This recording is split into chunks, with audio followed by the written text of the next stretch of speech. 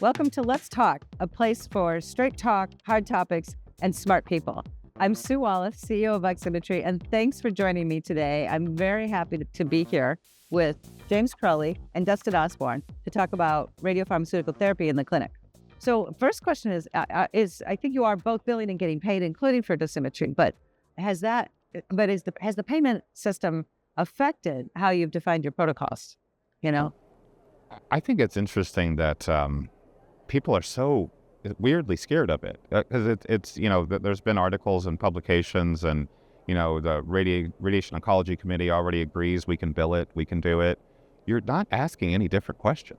Radiation oncology does this day in and day out on they would never imagine of not doing radioactive therapy or beam therapy on any patient without doing dosimetry.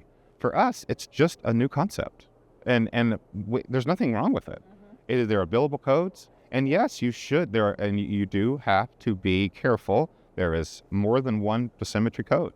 There's a simple dosimetry code, there's an advanced code, and they should be used appropriately. Yeah. And you do need to educate yourself on when you're doing 3D and when you're investing more time, you get paid more. Yeah. And then you do need to have the correct order, the correct medical documentation, the why I need to do it, the where I did it, and then store the information to demonstrate that you need to do it. It's to me, it's something we seem continuing to talk about, but people are doing it and they choose not to even try. I really don't understand why.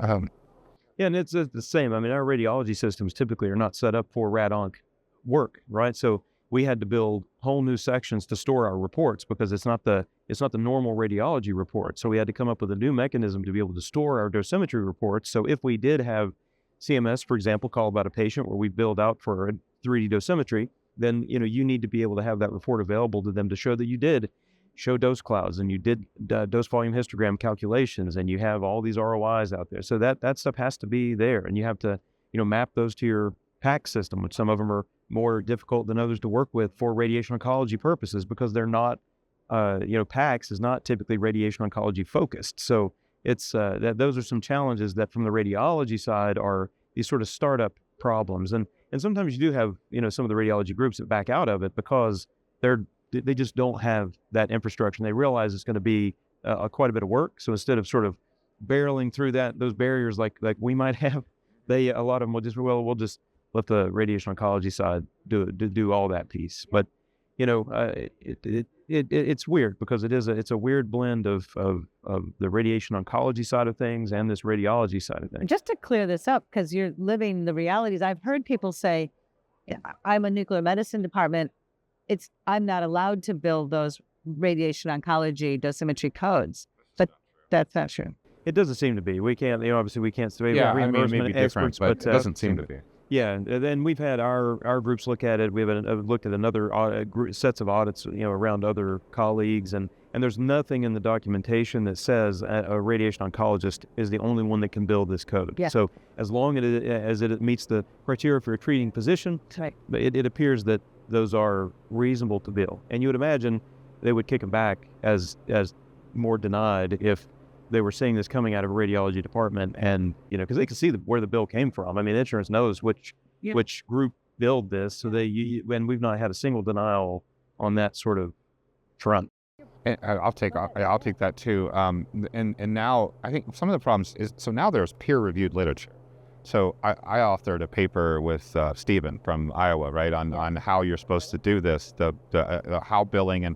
The highly acclaimed reimbursement article, actually, is very popular. Yeah, but now it's several years old, right?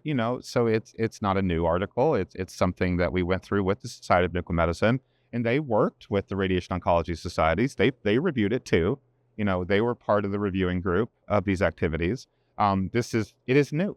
It is not normal for this, or not normal. It's just we haven't learned how to do it yet. But I also would add to that, and from one of the problems at my facility, is my physicists didn't have a way to do their reports. Reports to have billable reports. They didn't have a department or a place to put the revenue because there wasn't any reason for me to get that revenue. That needs to go to support our physicists who are developing these activities. And that was one of the things we have to develop. And we're actually still in the process of really fine-tuning that. because it's a physicist, and you need a physicist. Yeah. You know, I do hope, and there's been good discussions about potentially expanding and training technologists into some advanced certifications to do dosimetry. I think that's absolutely where we need to go, and it's totally within their abilities, I believe, to learn and to have a protocolized. I mean, there's going to be some that you're going to need a physicist. We are dealing with some complicated situations, but most of it, you can do a pattern behavior. You can do if this, then this, and probably have 3 to 5, depending on what you're doing, situations that absolutely can be managed by an intelligent technologist.